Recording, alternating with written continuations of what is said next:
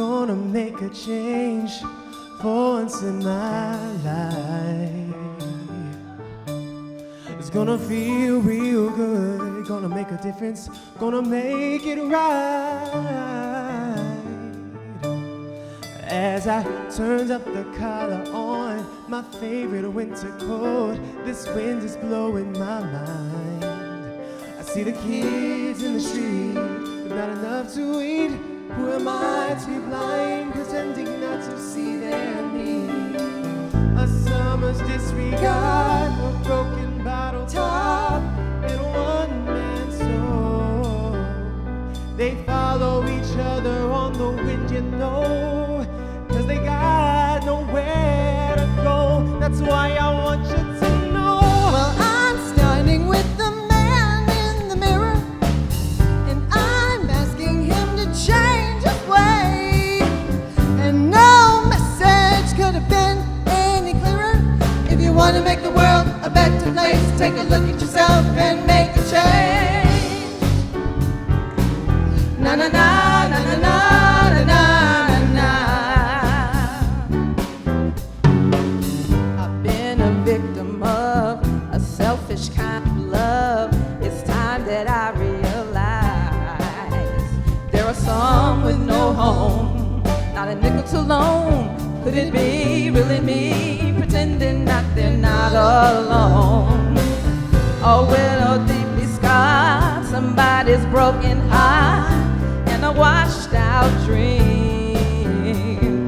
They follow the pattern of the wind, you see, 'cause they got nowhere to be. That's why I'm starting with me. I'm starting with the man in the mirror. I'm asking him to change his ways. No message could have been any clearer. If you want to make the world a better place, take a look at yourself and make a change.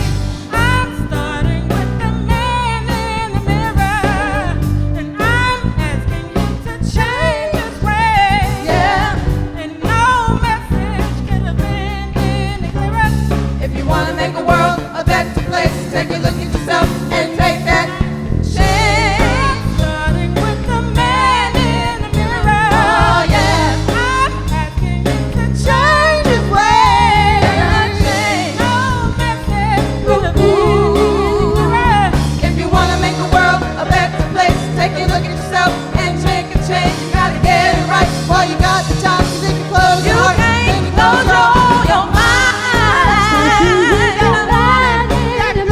Oh yeah, I'm asking him to change his ways. No message could have been any clearer. If you want to make the world a better place, take a look at yourself and make that change. Na na na na na na na na.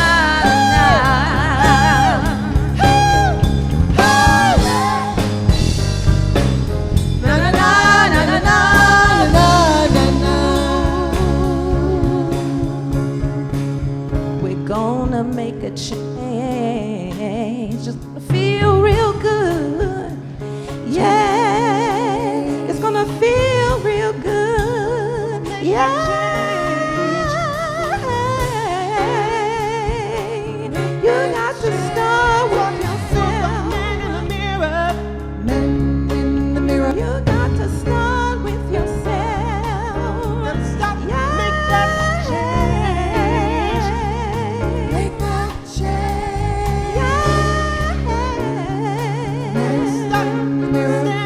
Start with yourself. Start with yourself. Yeah. Yeah. Make that change. Make that change. Make that change. Make that change. Yeah. Oh, make that change. Make that change. Make that change. Make that change.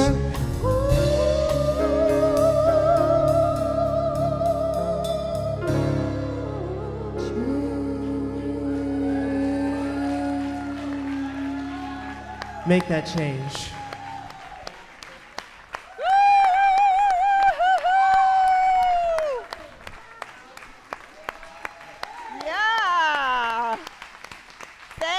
United Voices. Thank you. Candy Williams is our director. Thank you, United Voices. How absolutely fabulous. Thank you so much. Now I feel like Deirdre. Wow. You know, it's just crazy. How long has that song been around? For me, you know, that song hits me like Lennon's Imagine. Those two. We have to imagine it, we have to be it, and then we have to do it. Right? None of the above by themselves is enough. We have struggled with this in New Thought for many years because we understand that our job isn't to impose ourselves on others.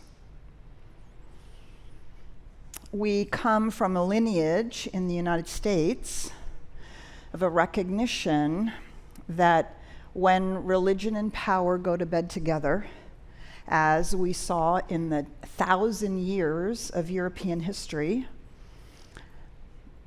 it's not always great. Religion can become so interlocked with state that you can hardly tell the difference. And when the United States was formed and our guiding documents written, there was an aspiration captured in those documents. Do we live them out perfectly? Hell no. Does it keep us from being inspired by them and aspiring to them? No. We keep engaging.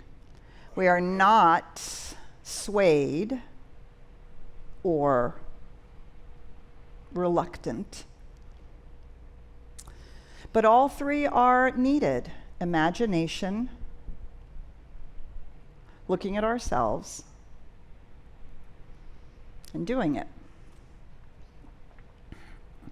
My first experience of this, I was in 5th grade. And my sister, she went to 7th grade, which in Philadelphia was a junior high school. We didn't have middle schools then. It was junior high. And in junior high, she got to wear pants to school. Not only did she get to wear pants to school, she had PE clothes. So when she was out on the playground playing sports, she had shorts on. Now, I am probably significantly dating myself. But when I went to elementary school, we wore skirts and dresses.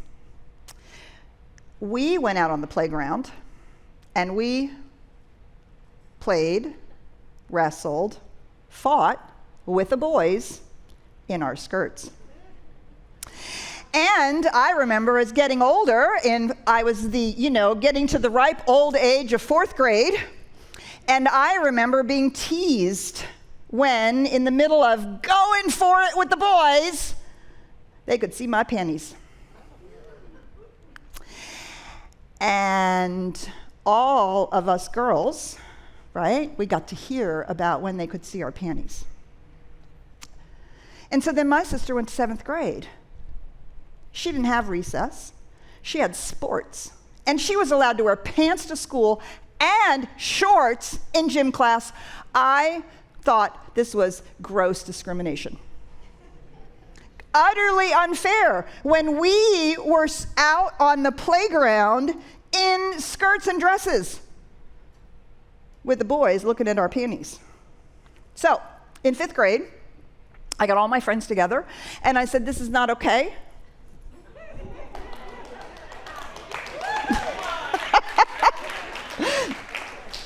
How many of you are willing to wear pants to school tomorrow?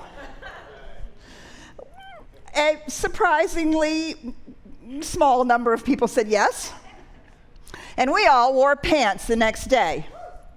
Needless to say, we had conversations with our teachers and with the lunch ladies, but the next day, there were a bunch more girls wearing pants because they were intrigued by what we were doing. By the third day, there were so many girls in the 5th and 6th grade, because we had lunch together, right? 1st and 2nd, 3rd and 4th, 5th and 6th. There were so many girls wearing pants because I, of course, had been advocating how unfair this was, how ridiculous it was, and how if anybody should be wearing pants, it is us, that almost to a person, all of the girls were wearing their pants to school on that third day. Well, the principal decided he really needed to do something about this. Present company accepted, I'm sure. The principal marched into 5th and 6th grade lunch and said, "What is the meaning of this?" Of course, everybody turned and looked at me. I got to stand up and say, "Well, sir," and I explained what I just explained to you. And he said, "You cannot wear pants to school." And I said, "We will wear pants to school until this is taken seriously." He didn't actually quite know what to say. He said, well, and he walked out. So the next day, we all wore pants. And the following day, which was 5 days, Monday through Friday, that we all wore pants. On Friday, he came down and he said, "Look, okay, I see that you are serious." So it is still the rule that you have to wear a skirt or a dress to school. If I promise you that I will take this up with our board, will you agree to wear dresses and skirts to school until we have a ruling? I looked at all the girls. They looked at me. Okay. You take us seriously? We'll do it. 3 weeks later, he came into 5th and 6th grade lunch, and he said, "I'm pleased to let you know that our policy has been changed." So, yes, I come to advocacy early. And I believed that there was something important. And it wasn't just the wearing of pants, was it? I thought it was grossly inappropriate for us to be teased the way that we were teased, to be made embarrassed, especially some of us girls who were actually bigger and stronger than the boys. And we wanted to play just as hard and just as full out as they did, playing, fox and geese and duck, duck, goose and all the things, and play on the jungle gyms and jump off the swings as high as we possibly could. We wanted to do all those things without that kind of engagement. And so that was in Philadelphia, outside on the main line, and for whatever reason, those people took us seriously. And it taught me that it matters. And it's not just about getting your way, right? Is that clear? It's not just, I want to wear pants, so you can't make me not wear pants. No, we advocate because there's an unfairness, an injustice. There is something that we could imagine actually would be more peaceful, more harmonious, more in alignment with our aspirations of the kind of civil society that we live in, that we seek to create. And we have to look in the mirror, right? Nobody can do this for us. We have to look in the mirror, and we have to engage. And so this week, we're talking about spirituality and democracy. We're actually going to talk about this for the next 3 weeks. What does it mean to engage in this conversation? As I said, we've been a little hesitant about it. We have often talked about, just do your spiritual work. Hold the consciousness, do the prayer, do the treatment, right? And that is, of course, very much what we see out of the Eastern traditions is the sit and do the spiritual work, hold consciousness, right? That's what a bodhisattva is. That's what we see when we understand that monks are withdrawing into the monasteries and they are praying for the world. They are doing their spiritual work. They probably wouldn't call it prayer, but they are doing their spiritual work to see the life changed. And yet we can also see that in many of the Eastern countries, that doesn't necessarily play out at every level of society. In the West, we tend to do action. We want to legislate, and if we don't like legislation, we sue everybody. We just decide we're going to have it our own way, and we do all of that work, maybe not necessarily grounded in a larger ideal of this aspiration that our founding documents have given us. And so it's a tentative step, and it's something that we have to be very thoughtful about if we're going to bring our spirituality into our work with the state and vice versa. Now, there's another way to get involved. Religion does not have to go to bed with power, with the state. If you look deep into the Hebrew Bible, if you look into the religious texts of the East, you'll notice that there is another way that spirituality can take on the state, and that is with a prophetic voice and with a vision that comes from the spiritual point of view, but then is moved into action in the world. Our master teacher, Jesus, was in that prophetic line. And he spoke truth to power. And we are constantly now being invited. The question is always, how are we to do this without falling too far on one side or the other? Let's see that differently. How are we to do this recognizing that it's a both and? That some people like one side of it, other people like the other side, action, prayer. A boatload of us try to do the middle part. And if we're all doing our part, then change happens. I don't know about you, but sometimes I read the news and I'm furious. Other times I read the news and I want to run away. There's nowhere to go, is there? Climate change is happening everywhere. Discrimination is happening everywhere, although lots and lots and lots of places are actually making amazing movement in that direction, especially about women. There's lots of good work being done, as you recall from last week, and yet there is always more work to do. And our question to ourselves, when I think for myself personally, this all is the gospel according to Petra, right? This is 5 or 10 years of deep personal reflection. How do we do this? We cannot sit on the sidelines because we are spiritual people. How do we do this? How do I do this? How do we do this?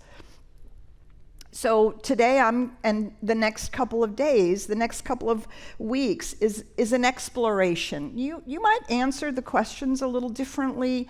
You might reflect on them a little bit differently. You might come to a different way of doing it, but what I want us all to do is to engage in it and not be afraid of it. Not be afraid of it. Ernest Holmes says this: "The world is perhaps at the point of the greatest crisis in all human history, and there seem to be two attitudes we can assume. One is calmness, faith, and conviction. The other would be despair or apathy. And despair is unthinkable. Let each in their own way dedicate their time, service, hope, and spiritual conviction to the common cause of liberty and justice for all. And let's work without tiring and pray without ceasing. Our spiritual understanding, our spiritual expectation that if we will imagine and do the spiritual work of speaking the creative word, then we should be able to act in the world with calmness, faith, and conviction. This is how, in the Science of Mind and New Thought, we marry spirituality and engagement with what's going on. Engagement with what might be called politics, the political situation, the divisiveness, and all of the social issues that we are facing. First and foremost, we are confronting this time, we're confronting climate change in a way that's never been confronted before. And yet so many other things that are up for us to look at and be engaged with. So the question is always, how do we do this? And the answer is always the same. Exactly the way we do it in our own lives. And what do we say in our own lives? Treat and move your feet, right? Do your spiritual mind treatment, do your prayer, do your spiritual work, and then move your feet. But you're moving your feet because you've done the spiritual work. Therefore, we're open to the guidance, and we move with faith and confidence. It's exactly the same thing. We know how to unearth our false patterns of belief. We know how to unearth our individual false ideas of what it means to be a human, of what our lives should look like, of all the crazy things we've been taught and all the things that we've experienced. And we know how to bring them to the surface and say that is not the spiritual truth. We know how to have a crisis in our life, to have experiences that are painful and difficult, and we know how to say that is not the spiritual truth. The spiritual truth is there is a power and a presence, and it is moving in life, and it is always for good, and I can rely on it and trust it and use it. We know how to do this in our own lives. Doing it in the world is no different. It's not requiring anybody else. Thank you. You're happy for you to applaud on it. We're not requiring anybody else to believe the same thing, nor to actually have the same solution. But I promise you, I believe that all of us have the same end in mind. We all want our lives to work. But we also recognize that our lives don't work unless the world works for everybody. Because we have seen the results over and over and over again when that's not true, when that's not happening. Just exactly the same way we have seen the results when we have made poor choices out of faulty thinking and we've had a mess to clean up, right? And then we've done it again. And then we've done it again. Maybe we've done it again. And then we've said, wait, there's something needs to be changed here. And then we act in the world differently, and we make less messes, and we go, oh, this is exactly the same thing that we are engaged in with our work in the world. Nothing has changed. We're just learning to apply it to that larger conversation. Learning ways in which we can participate, move in the world from the imagination and the spiritual work that we ourselves are doing. Ernest Holmes, our founder, says, "There can be no problem that cannot be solved unless we assume that divine intelligence does not know what it's doing." We're just going to diss God. You don't know what you're doing. Right? No. We must realize that every human problem, whether it is personal or the problem of the survival of civilization, is not a problem that cannot be solved, but merely one that has not been solved because it has not been properly presented to the intelligence that knows everything. We're going to talk about that in a minute. The universe is one system, and if any prayer has ever been answered since time began, there was a principle and a law operating and a way through which and by which it happened. If it has ever happened anywhere, it can happen again anywhere. Because we are talking about immutable laws and irrevocable principles that we can engage with. As we engage in our own lives, we can engage in the world in the same way. So I often ask myself, why are we afraid? Why are we afraid to do this? The single biggest reason that I hear from people is I don't want to offend anybody. I don't want to speak out because I don't want to offend anybody. I don't know, they don't seem to worry about offending me.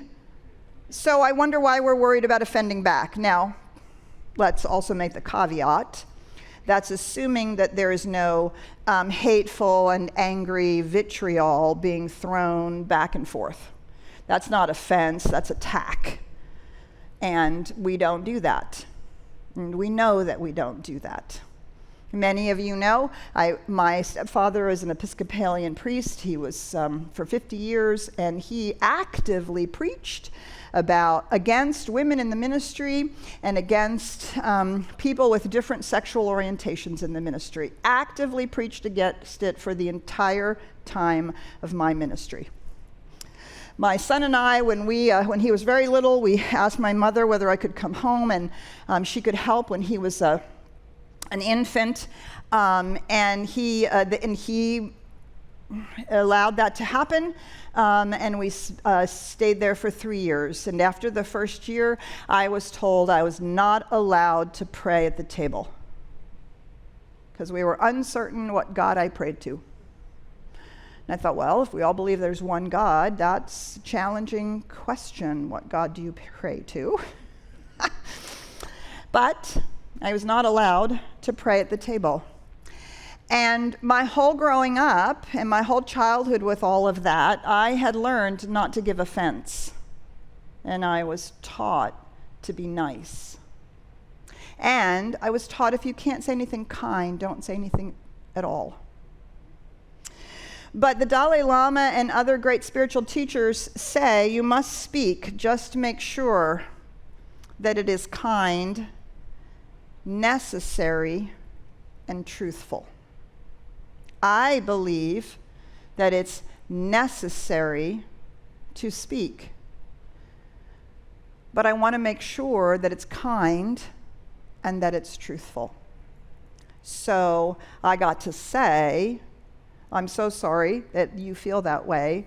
If I can't also have my son be raised in the faith tradition that I practice, grace at the table in the way that I do it, then we will simply have to eat by ourselves, which is then what we did for the next 2 years.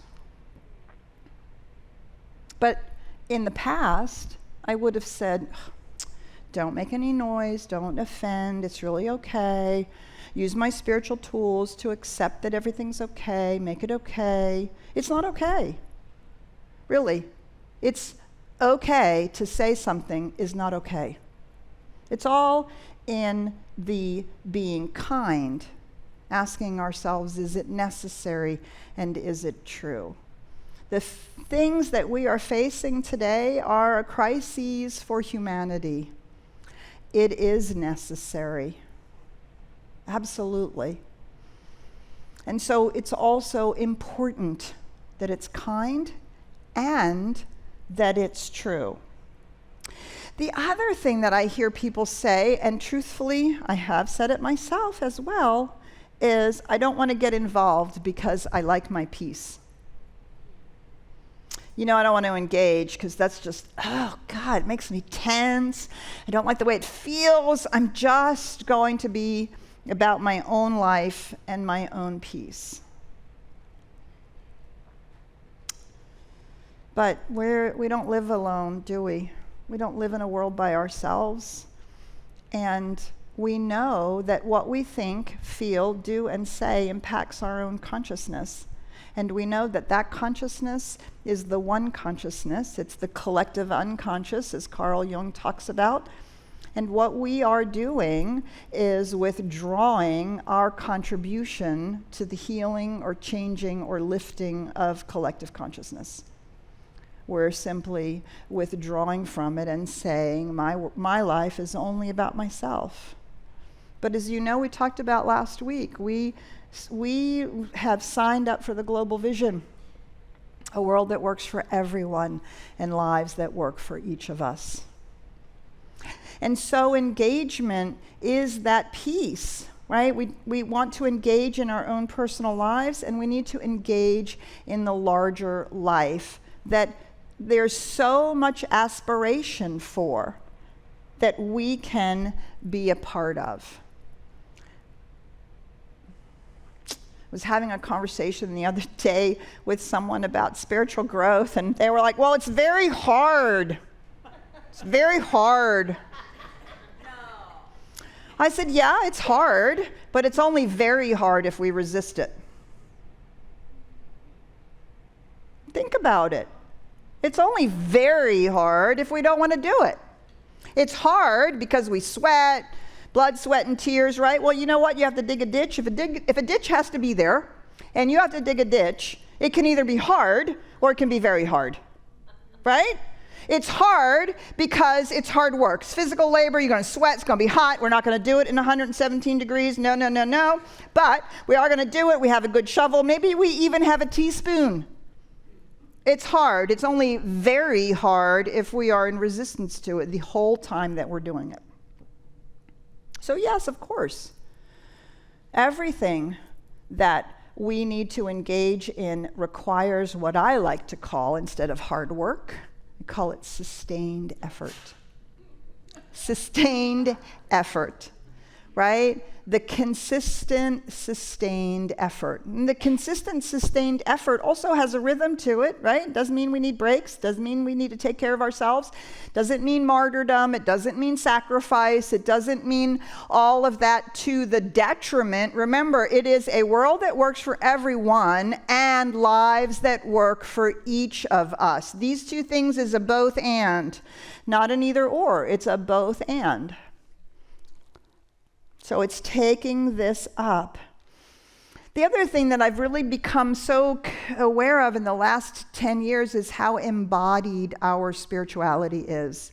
We're not trying to get to heaven, or we're not trying to get transcendent. We're not trying to get out of karma. We're not trying to do any of those things. We're actually trying to be the expression of the infinite love in the world. That's an embodied spirituality. That's not engaging, that's engaging from that deep spiritual truth. It's an entirely different way of thinking about what it is that we're doing.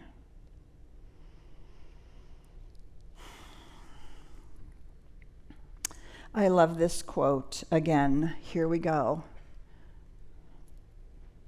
We do our work from a spiritual point of view. There can be no problem that cannot be solved unless we assume divine intelligence does not know what it's doing.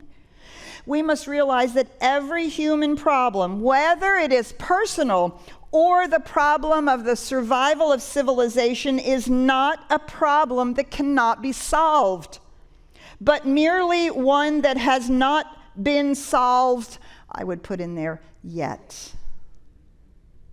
Because it has not been properly presented to the intelligence that knows everything. Of course, we don't know how all these things are going to be solved. Our job is to know that they can be solved. What does Albert Einstein says? You can't solve a problem from the same consciousness, from the same level of consciousness in which it has been created. So doing everything the way that it's been done is not going to solve the problem. And we know how to do this. We know how to shift consciousness. We know how to shift relationships, because instead of having angry words back and forth, we've learned how to listen, be forgiving, and tell the truth with kindness, right? Changes everything when we engage with it differently, from a different level of consciousness. And so our job isn't to engage in exactly the way everybody has been engaging with all of these things on Facebook, with hatred and vitriol, right? You always know somebody has run out of argument when they start calling people names. That you always know, right? And so our job is not to engage in these things the way they've been engaged with, but to engage with them from our spiritual understanding and our grounding, which is to speak that which is necessary and truthful, kindly, and to find ways to act. So this is why, we're doing this democracy, I can't even say it, democracy and advocacy training, because we're exploring, what does that look like? This is, right? And I loved it. Mother Teresa said, don't invite me to a march against war. Invite me to a march for peace, right? Invite me to a march for peace. And so we have to navigate this and bring our heart and mind to bear. What can we be for? There's a gentleman who's, it's just coming to me now, so I don't remember all the details. I can't remember the name of his organization. But he was all about, gun issues and gun control and blah, blah, blah. And, and he felt like he kept running in and into people, and then there would be this big fight, and then they would, back and forth and back and forth. And he realized, wait, but that's the same level of consciousness. And he began to realize, we have to talk about gun violence and the violence in our schools. There's not a person that he has talked to since that doesn't think that violence in our schools isn't a problem. Not a one. Common ground, what do we do? Finding ways to engage, what do we do? Right? Do you see, it's not just engaging the way that we know doesn't work, or the way that we shy away from, or the way that we think is not spiritually appropriate, because it's not spiritually appropriate. But that doesn't mean not engaging. I love this quote from this gentleman who is doing an enormous amount of work in his home countries in Africa and around. He says this, I think that another word for activism is imagination. Because it's about this idea of being able to envision a world that doesn't yet exist. I think that's what the job of an activist is. It's to be able to create, and create into being, or create into existence a new world order that is really equitable, and that is really fair, and that's just and sustainable. Advocacy is not a luxury, it's a necessity. We advocate for our survival.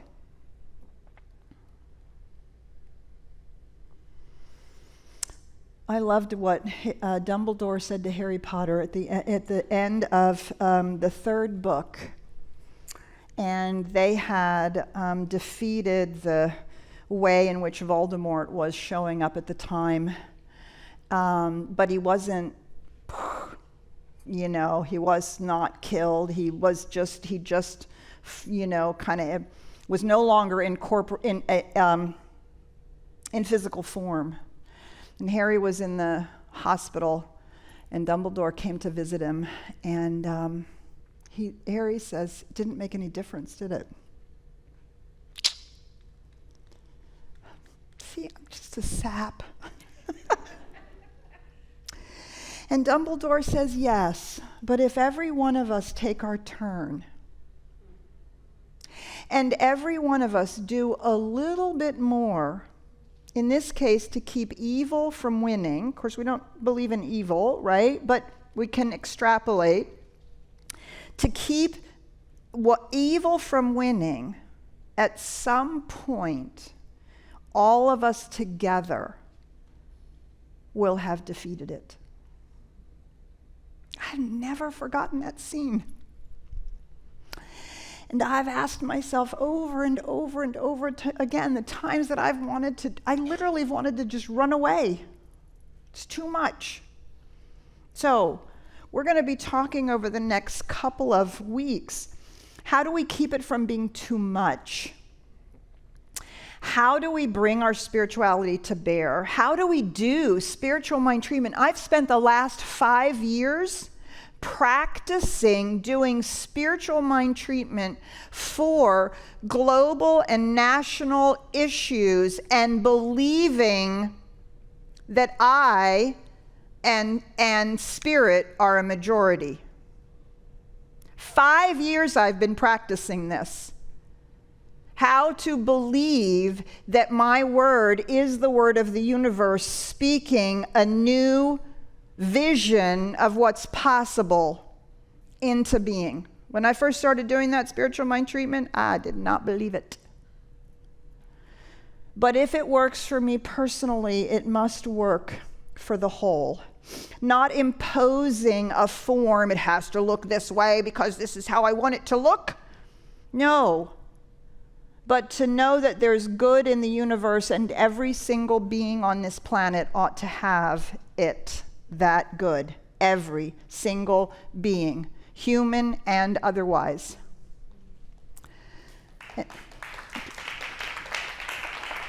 So that's what we're up to. So we're going to do this democracy and advocacy training. We're going to talk about how do you do it. Let me just tell you, it's not posting on Facebook, okay? And it's not engaging with all the trolls that are out there thinking that you're talking to somebody real and you're actually going to change somebody's mind. This is not going to happen. So we're going to talk about what it really means and how to do it from a spiritual perspective. Really love your feedback on it. We are in a deep exploration. This is not me telling you you have to do this. This is me inviting you into the exploration. How do we do it? How do you do it? How does any subset of us do it? In the way that is in alignment with our deep spiritual truth. So I just really invite you into the conversation. I just love you so much. Thank you.